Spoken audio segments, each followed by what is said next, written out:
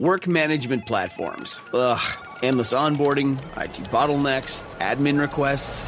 But what if things were different? We found love in an open space. Monday.com is different. No lengthy onboarding.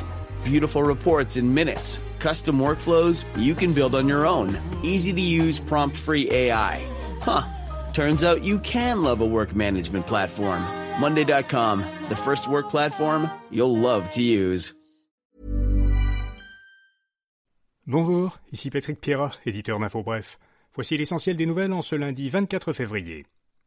Justin Trudeau est à Kiev, en Ukraine, aujourd'hui. Il y est allé parce que, à l'occasion, ce lundi, du 3e anniversaire du début de l'invasion russe, une dizaine de dirigeants de pays alliés de l'Ukraine se rencontrent dans la capitale ukrainienne et une vingtaine d'autres participent à la rencontre en visioconférence. C'est la 4e visite de Trudeau en Ukraine depuis le début de la guerre. Le président ukrainien Volodymyr Zelensky estime que cette rencontre pourrait constituer un tournant pour la guerre.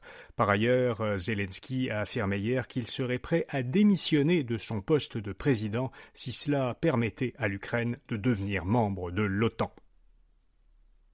Les 4 candidats à la chefferie du Parti libéral du Canada débattront ce soir et demain. Mark Carney, Chrystia Freeland, Karina Gould et Frank Baylis participent à un débat en français ce soir et à un second débat en anglais, celui-là, demain soir. Les thèmes qui seront abordés durant ces débats seront la place du Canada dans le monde, y compris sa relation avec les États-Unis, bâtir une économie forte, soutenir la population canadienne et l'action climatique. Celle qui aurait pu être une 5e participante à ces débats, l'ancienne députée ontarienne Ruby Dalla, a, elle, été disqualifiée de la course. Le Parti libéral a indiqué qu'elle avait commis des violations graves aux règles du parti et même d'éventuelles infractions à la loi électorale.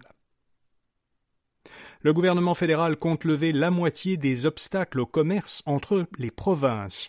À la suite d'une rencontre virtuelle avec les ministres provinciaux responsables du commerce intérieur, la ministre fédérale des Transports et du Commerce intérieur, Anita Anand, a annoncé qu'elle voulait abolir 20 des 39 exceptions fédérales à l'accord de libre-échange canadien.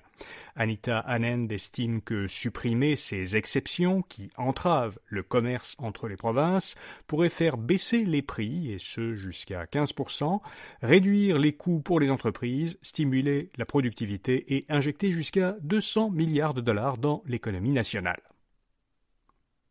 En Allemagne, les conservateurs ont remporté les élections. Selon des résultats encore préliminaires hier soir, les conservateurs menés par Friedrich Merz sont arrivés en tête avec 29% des voix, devant le parti d'extrême droite, AfD, et le parti social-démocrate du Premier ministre sortant, Olaf Scholz.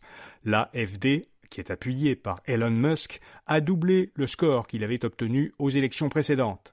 Friedrich Merz a affirmé qu'il formerait un gouvernement le plus rapidement possible. Le futur Premier ministre devra toutefois trouver des alliés pour gouverner. Or, avant les élections, il avait indiqué qu'il ne formerait pas de coalition avec l'extrême droite. Le TGV Québec-Toronto, s'il est construit, pourrait générer en 60 ans des retombées économiques allant jusqu'à 27 milliards de dollars. C'est ce qu'estime une étude de l'Institut CD Howe de Toronto. Selon l'Institut, les principaux facteurs qui contribueraient à ces retombées sont les économies de temps pour les usagers du TGV, la réduction de la congestion sur le réseau routier, une meilleure connectivité entre les villes et la réduction des émissions de GES. La majorité des Canadiens sont en faveur de contre-tarifs envers les États-Unis. Selon un sondage léger obtenu par l'agence La Presse canadienne, 70% des Canadiens se disent d'accord pour que le gouvernement fédéral impose des tarifs douaniers équivalents à ceux qu'imposerait l'administration américaine aux exportations canadiennes. Par ailleurs, plus de la moitié des Canadiens disent avoir diminué leurs achats de produits provenant des États-Unis et augmenté ceux venant du Canada. La CSN demande la réouverture des entrepôts d'Amazon.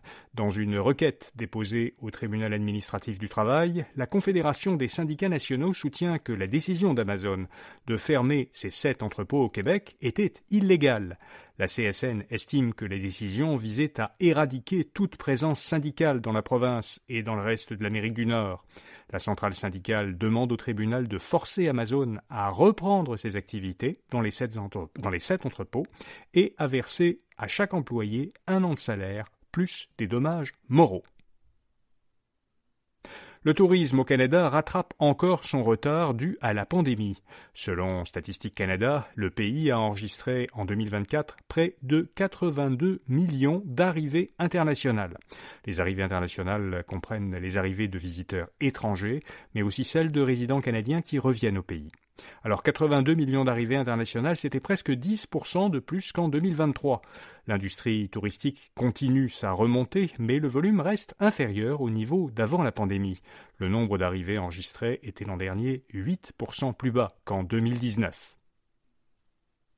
Et puis le gouvernement fédéral va verser plus de 8 millions de dollars au secteur quantique à Sherbrooke.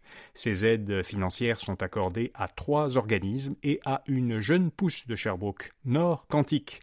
Nord Quantique a développé une technologie qui permet de réduire le taux d'erreur des ordinateurs quantiques.